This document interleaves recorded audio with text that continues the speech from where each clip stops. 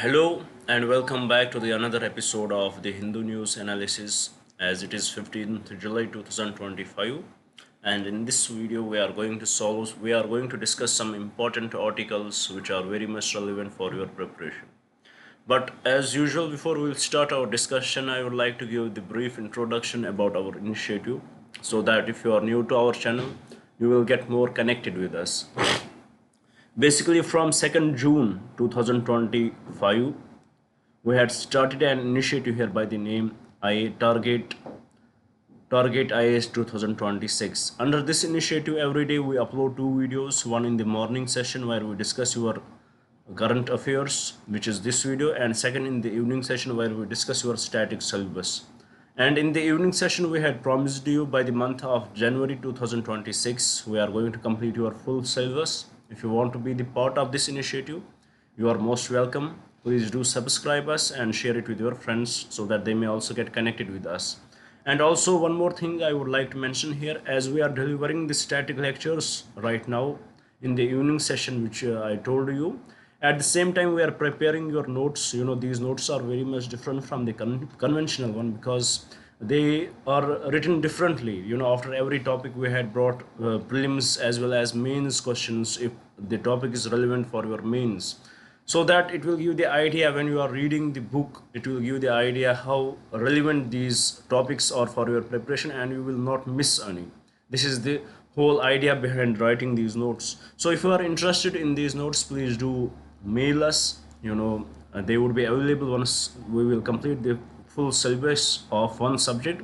That is, right now we are discussing Indian polity. Once we will complete the syllabus which we are about to complete, then the notes would be available, and for the notes you would just have to pay 200 rupees if you want, so then only these would be available.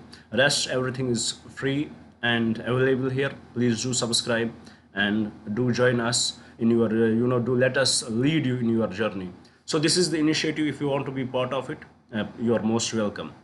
Now without any delay, let's start our discussion from the topic which we had brought on the screen right now, which is about the India Europe relation. How India Europe relationship, it is the time for India and Europe to realize the potential of our relationship, and it is written by Mr. Shashi Tharoor.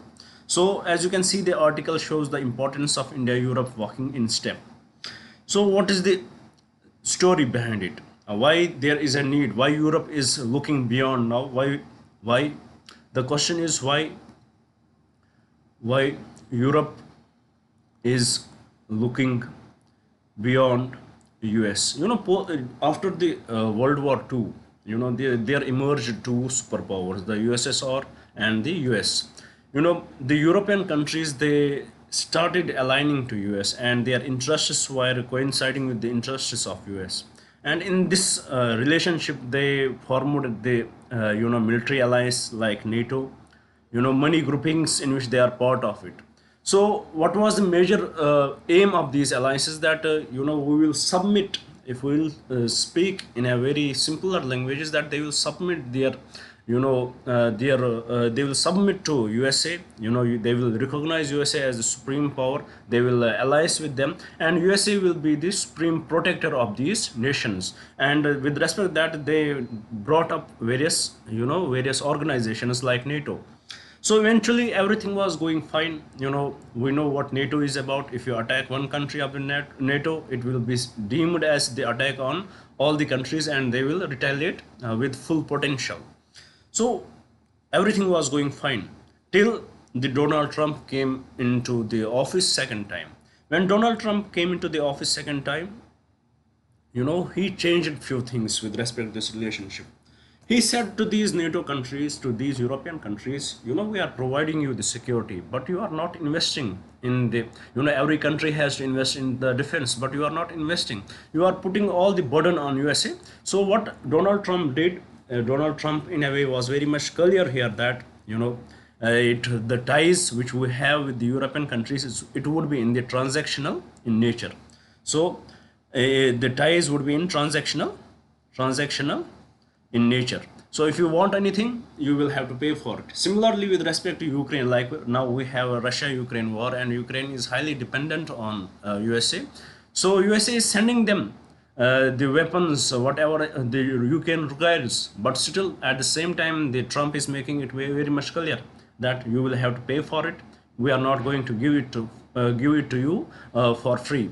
So definitely, the transactional nature of this relationship, the transactional nature of this relationship, it has, little bit put the little bit put the doubt in the minds of the European countries, and now they are thinking that can we be solely dependent on the USA? So what if tomorrow USA decides to move away, go away from the NATO? What will happen to these countries? So now the questions are coming. The doubts are in the minds of the European countries, and it is prime time for the Europe now to realize the potential. Now what Europe is doing, they are widening their space. They are widening their space. They are investing in defense. They had started to invest in defense. For example, the Germany has, after World War II, they had submitted to the USA. They least got involved in the defense budget. They least invested in defense budget. But after what the Trump's administration did, the ties, the transactional nature of the ties, now the Germany has started to amend the constitution and put emphasis on the defense too. Trump told them that they should invest approximately 5% of their GDP into defense. So similarly, with respect to other countries like UK, that is also one of the they are also very much dependent on US, and now they also realize that they want to be the sole providers in the Europe, and they had widened their approach to the other countries. Similarly, the France, they had also started to do so. They had also started to widen their approach and their relationship with other countries. Now this relationship is very very unique, because if we look at the nature of the European countries, and at the same time if we look at the nature of the India, it is very much unique in a way. Both the European countries, unlike USA, which does not respect the international order, the European countries as well as India, we respect international order to the highest extent. We respect them and we try to follow the international order. So it is the prime time for Europe and India to come together, have a great relationship, start investing in each other's, manufacturing each other's defense. We can start the better relationship right now, and it is the prime time, because right now USA is looking for the market, USA is looking for the alternatives, USA may, for not Europe is looking for the alternatives. So it is time for the Europe to, they can look to the east and try to find out what are the countries which can be more preferable for them. There are concerns that this approach of the USA, what USA is doing right now, it may push these European countries to align with the China, even though even though the chances are very bleak, but still it is one of the chance. It is one of the concern which may happen in the near future.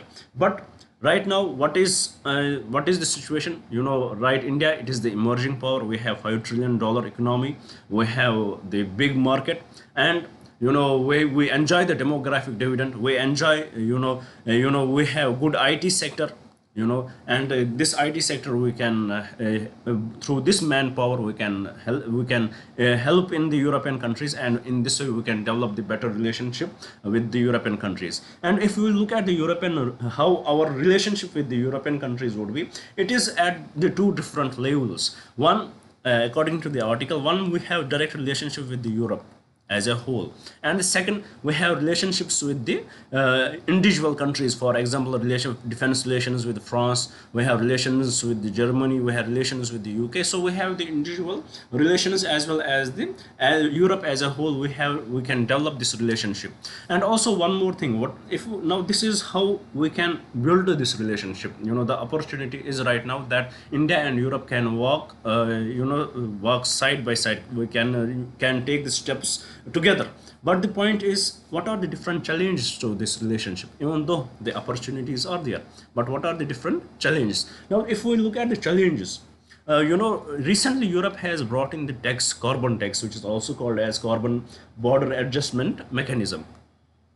Carbon border adjustment mechanism. This tax, it is in a way penalize the industries which are emitting more carbon. So it is one of the allegation against the Europe that they want to penalize those the foreign industries so that they can give open market to their own industries. In this way, this is one of the one of the hindrance to this relationship, that if the carbon border adjust mechanism will be will be in operation, it is definitely going to impact the Indian steel, it is definitely going to impact the Indian aluminum industries. So definitely the India's exports will get hit because of the exports to Europe will get hit because of this because of this law, because of this mechanism.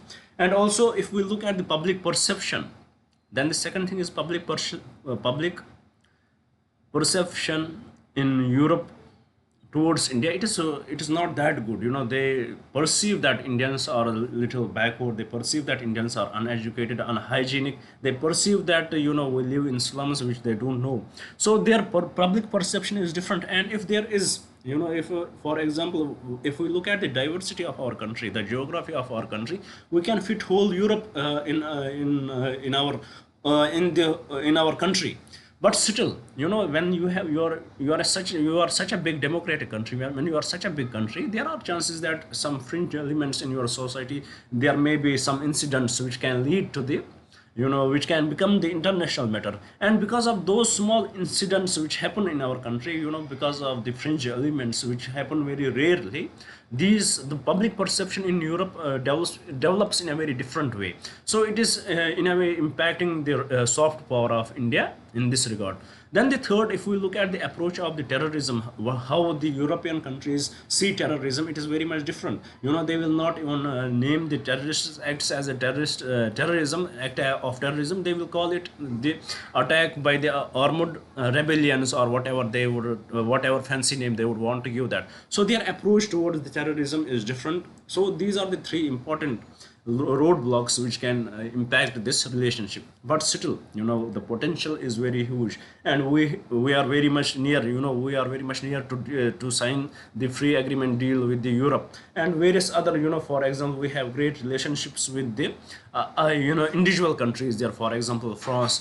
So this, in a way, if we will see, if we look it into the broader pictures, there are certain elements which can hinder this relationship, but there is much which the Europe India relationship can give to the world, and it can help both the regions to develop together. So this is the article, this is the focus of the article written by Mr. Shashi Tharoor. So I hope you had understood it. You had, in this article we discussed it, what is the opportunity, what is the reason for this relationship to develop. Then we saw that how we can what are the opportunities, then we saw what are the hindrance, and then we saw what can be the impact of it if this relationship is reached to the highest potential. So with this, I hope you had understood this article. Now let's have a look at the another article which very much relevant to the first article in a way. Let's try to understand that too. Well, here the article is about, actually is about the relationship between US and Canada. Mostly most of it from World War II, same discussion which we started in the first article. The Canada has been a great ally of US, but issues started recently. If we look at the recent history or the present scenarios, the issues started to come in when the Donald Trump came into the office for the second time. In the first term also there were certain issues, but during the second time, which are the issues are very much fresh, and there are few statements made by the Donald Trump. What was that? He wanted to make Canada as the 51st state of USA. His colonistic mindset is something which can harm the world's relationship with USA. And then second, the tariff war which he has started with the Canada. So this article in a way criticizes this approach of the USA, and this article in a way highlights USA should learn from India-Nepal relationship. How USA could learn from India-Nepal relationship. This article highlights that, look at what happened to India and Nepal post 2016, when Nepal was forming its constitution, and how India tried to interfere in that because of some some regions, because of some people who are being who are given least status. So because of this, India tried to interfere. India tried to put some pressure on them. They tried to block their they try to impact their economy. But eventually what happened, when you corner some country, the weaker country, what they will do, they will try to search for other alternatives. Same was done by the by the Nepal, and they searched for the alternative, and finally they found it in the shape of the big whale, which is the China. And China, they started to fund them, and finally the Nepal accepted the Belt and Road Initiative of the China. So in this way, this when you try to corner the lower country, when you try to corner this smaller country, it is definitely going to look for the alternatives. So here the article highlights that right now, if we will see how the how USA is cornering Canada. Recently Canada tried to bring in the tax. Canada tried to bring in the tax in which service they try to bring in the digital service tax, which would have been which at the 3% rate. It would have generated them $5 billion in 5 years. So not a big deal. But Trump did not like it, and Trump forced them that he will go for the tariffs, and Canada was forced to take it down. And eventually the Trump has come up with 35% tax imposition on Canada. So definitely, if this continues, it will what it will lead to, it will further divide the relation between the Canada and USA, and it will force Canada to align with the other nations like Russia, to align with the China, which the Trump will never like, which the USA would never like, and which the world would never like. So definitely there is time to understand, the USA should understand it. And it is also, when USA has pushed Canada to so far, now Canada, even though from the Trudeau government, the relationship with India was not that good. Now the Canada has sorted to that in the G7 summit, that they had tried to figure out the relationship between India, and also they had tried to crack down the Khalistani movement people in the Canada. They had tried to crack them down. So definitely they had realized, Canada is also realizing that with this much pressure from the USA, they cannot survive on it soon. They have to look for the alternatives, and eventually they will go for that. And if they decide to align with the China, it will never be good for the USA. This is the article which this is the article which can be relevant for your preparation. Both articles, when clubbed together, a question with respect to means can be asked: the changing world order, how it is going to what should be the India's approach in the changing world order, because we have the multi-alignment approach, which we had shifted from the non-alignment to the multi-alignment, and we can work with every country. So it is not a big deal for us. It is the opportunity for us that we can align with these countries and develop together. We can harness their markets and their investments in our country, and eventually help develop the nation, develop as a region, develop these regions together. So this is how you can use this much information which we gathered in these two articles in the exam. Now with this, let us see what does the third article what it is about. Well, it is women, STEM careers, and a more receptive industry. We had basically discussed this kind of topic earlier too. It is basically talking about the female labor force participation ratio. Female labor force participation ratio, or labor force participation rate, female labor force participation rate. With respect to this, if we look at the situation of women in our country, not in our country, if we look globally, what was the situation of women? And if we will compare it, if we will be honest with the world, if world will be honest with us, our woman has enjoyed much rights as compared to the woman in the West. From the centuries, it is well established truth. Our women, they had the great careers. If we look at what our history teaches us, with the status we give to our mother, and no country has given such status. No country has given such status which we give to the woman. But the things started to change.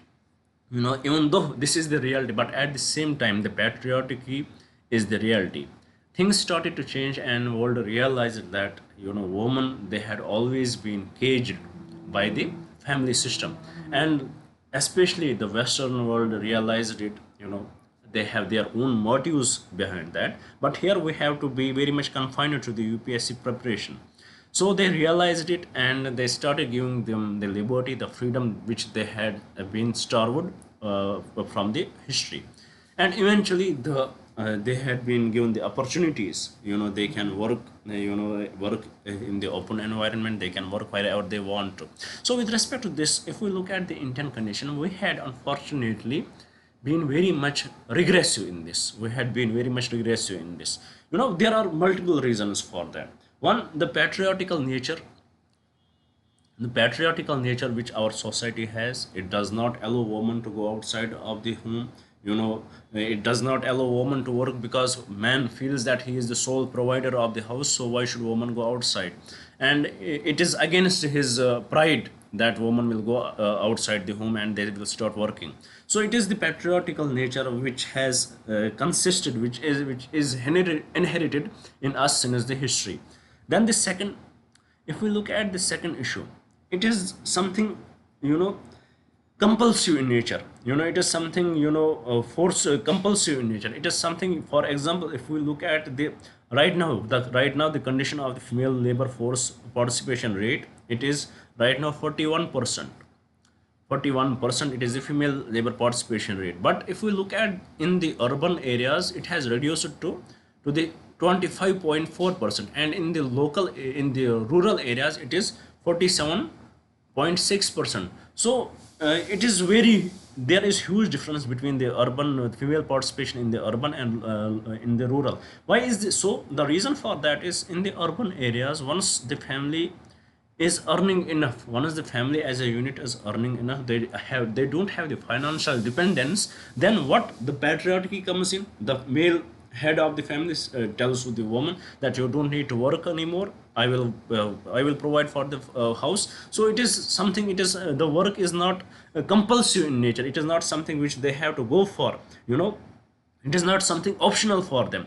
But in the rural areas where the poverty is very high, the female, they are forced to work. So it is very much compulsive in nature. In the rural areas, it is very much they have to go for it, otherwise they won't survive as a unit. So definitely the nature of the work, how much you need it, also defines the participation of the woman. Then the third issue is with respect to the safety of the woman. As safety at the workplace, the workplace may be very far from your residing area, and the situation in the society, this is also one of the biggest hindrance to the female working population. But at the same time, if we look, as the topic is with respect to the STEM courses, which is science, technology, engineering, and mechanics courses, mathematics courses, with respect to these, what we are seeing, that the female representation in these courses is very low. Why it is so? If we look at what is the enrollment of the woman when they are studying these courses, if we look at it, the enrollment of women is very huge in it. Women are very much, they are very much willing to study these courses. Approximately something approximately 43% of the women, approximately 43% of the women take these STEM courses. But once they graduate, what they will do, they will not opt for such jobs. They will try to defer their jobs. They will not go for the jobs in the STEM careers, but they will take some other jobs, so maybe family caregiving, maybe other jobs, maybe related to call centers and all that. So this is hindrance for the women, that they are not entering into the jobs, and the reasons are very different for that. Maybe it is the society which has always believed in the perception, these courses, these mechanical engineering courses, mathematics, technology, it is meant for the men. Women are not good for that. It is something which is inherent in our nation, and because of that, it has developed this mentality in the woman, that they are not good for that. They had started to believe this perception that we are not good for that. And also, you know the lack of attention given to woman's child, girl childs, when they are opting for these subjects, they are always degraded, that why you had opted for that, why you did not went for the pink collar jobs. So there are various issues with respect to that, and because of that, the woman participation, even though the graduation rate in the STEM courses is 43%, but if how much they are involved in STEM careers after their graduation, only 27% are involved in STEM careers.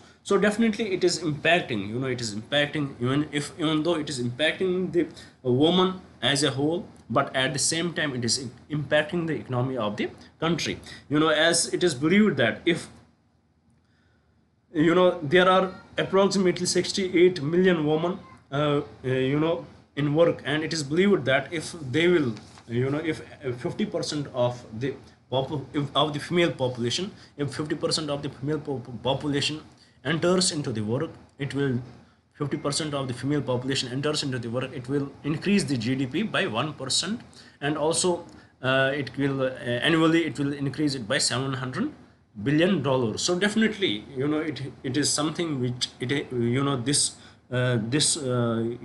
subject, it has huge potential, but we had not harnessed it because of various issues, maybe the social issue, maybe the safety issues, maybe the health issue, maybe different various other issues. But if we are able to harness it properly, we will definitely improve our GDP to the highest numbers. This is the whole crux of the article. With this, I hope you had understood it too. Now let's move to the another article. Let's see what it is about.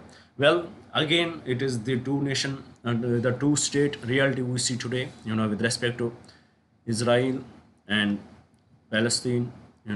How how it started. Actually, often people believe that it started from October 7, and they start to say that Israel has the right to exist. Indeed, Israel has the right to exist as equally as the children in Gaza. So definitely, it did not started in October 7. It started way back when before World War II, 1940, 44. What was this place called as? This place which is now called as Israel, it was called Palestine. And actually, from the early 1900s, the Jews started to migrate in this region, and they started to develop their they started to establish their settlements. And eventually, it was the Britain, which was the sole superpower at that time.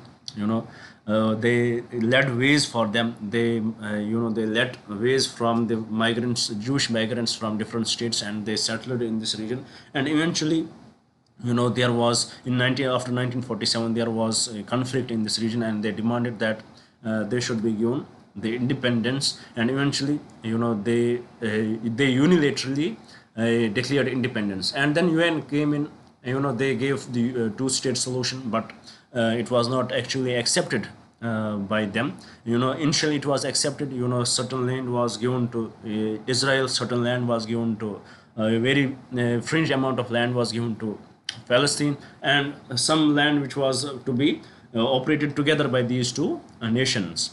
But eventually, we know how the things changed. The suppression, the imperialism, it continued from the Israeli side, and eventually it reached to the stage where it reached to October 7, and they had seen the results, the attacks in Israel, and then the retaliation of Israel, which was earlier justified by everybody, but by time it is so intense that now it is becoming the genocide. It has took the shape of the genocide on Gaza. So with respect to this, why it is again in news? Because the Trump government has made a statement about the two-state reality, and this author here, who is the ambassador of Palestine in India, he has given this, that it is not something, the idea of the Trump government, it is something which was always there, and India has always supported, we as a nation has always supported the two-state solution in this region. Our relationship with Israel is different, but we had always the great relationship with Palestine, and we initially we did not recognize Israel to be fair we had not initially recognized Israel, and it is recently we had started to develop very good relationship with Israel, but still our stand is very much clear that there should be the two-state solution. So with respect this, this is the article, little brief about it. You would had read it many times. Everybody would be very much informed about this situation. So with this, let's see what does the another article talk about. Now let's move towards the prelims based articles. Here it is about the Kaziranga records highest diversity of grassland birds in survey. Kaziranga, which is famous for the one-horned rhinos, tigers. In the Assam. And this is famous for that. But recently, it has seen the huge, bird species too. So with respect to this, there were two birds which were mentioned in the article, which become very much relevant for your prelims preparation. One is Bengal florican, which is critically endangered and which lives in this region, UP, in the grassland regions. And the second one which was mentioned is Finn's weaver, which is in under IUCN list, it is endangered. This Bengal florican, it is critically endangered. So with respect to this, let us see what kind of prelims question can be asked from this article. Here the question says, consider the following statements regarding the Bengal florican. First statement, it is primarily found in dense evergreen forests across northeast India. No, this is totally incorrect, not across northeast India. Second, it is listed as a critically endangered under the IUCN Red List of Threatened Species. That is true. Third, males perform spectacular aerial courtship displays during the breeding season. That is also true. Fourth, it is exclusively herbivores feeding on grass, seeds, and shoots. No, it is, it is not so. So with respect to this question, the correct statements are statement 2 and statement 3. With this, let's move to the another article. Let's see what it is about. Well, it is talking about the inflation continues to cool as food prices, crude rates dip. The inflation, the CPI, consumer price index, has cooled down. Especially the food prices. Food prices had cooled down.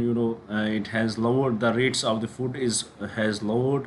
And what does it mean? That now food would be more it would be more available to the people. It has, the prices of the food has decreased. But in this article, it has also highlighted a concern that as the CPI is cooling down, the WPI wholesale price index is also cooling down. It is also going down, and it is a concern. Why it is a concern? If the wholesale price index is declining, it means that there is fall in the demand. And if there is fall in the demand, that means the economy is not working well. The industries are not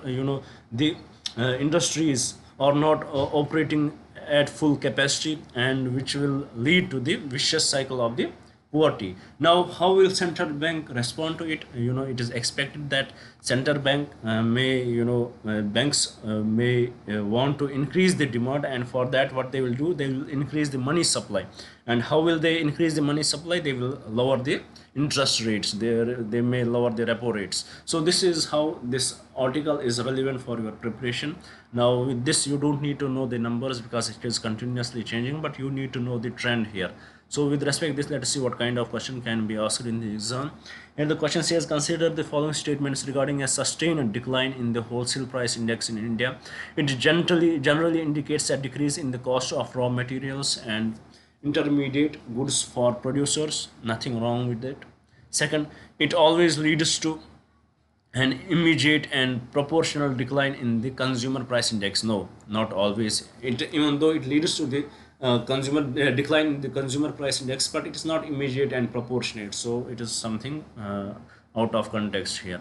Third statement, it can prompt the Reserve Bank of India to consider easing its monetary policy. 100% correct. That is what we discussed in the article. And the third, it variably results in higher export competitiveness for Indian goods. No, nothing like that. So with respect to this, the statement 1 and statement 3 are correct, and from the code given below, the correct code would be option A. With this, let's move to the last article of today's discussion. Here, articles talk about the scientists find pheromones that cause locusts to swarm and a way to block it. We had seen locust attacks in 2017, how they destroy the crops. They come into the millions. They migrated from Africa and came to India in the millions. And how they destroy the crops, they are very much they get attracted by the fresh green leaves, fresh green crops, and they eat it. Within 3 hours they can eat it, as compared to their weight. So with respect to this, how they get to know, they actually smell the fresh grass, and they migrate when there is need of it. And here the article has highlighted that there has been a studies was going on in the China with respect to these locusts. And here they had found out that the nature of these locusts is very much different. When they are young, they try to work in solitary, they try to work solely. But once they get old, they realize that we can work together, and they behave like a gregarious, they behave like a gregarious nature. They behave like a gregarious nature, and they behave collectively. They will migrate collectively, and they will search for their food. So what is this, how they do it? Once they enter into the greenland areas, they will eat the grass. Once they eat the grass, what they will release the pheromones, and these pheromones, they will get attracted, they will attract the other populations in the other regions. These pheromones, they will attract the other population in the other regions. So the article here highlights that if we can block these pheromones which they emit once eating the grass in particular region, if we can block it, then definitely we can block the coming in of the other locusts, and we can put end to the locusts attacks in the farmers, which eventually impact the income of the farmers. So this is the new studies which is going on. So with respect to this, I hope you had understood all the articles which we discussed here. If there is any confusion, please do write in the comments. This initiative is for you. This whole hard work which we do, it is eventually for you guys, that you should get benefited from this. If you are getting benefited, please do write in the comments. What if there is need that we need to change anything, we will definitely bring in that. But do interact with us, and do share it with your friends too. Thank you for staying with us. Thank you very much, and have a nice day.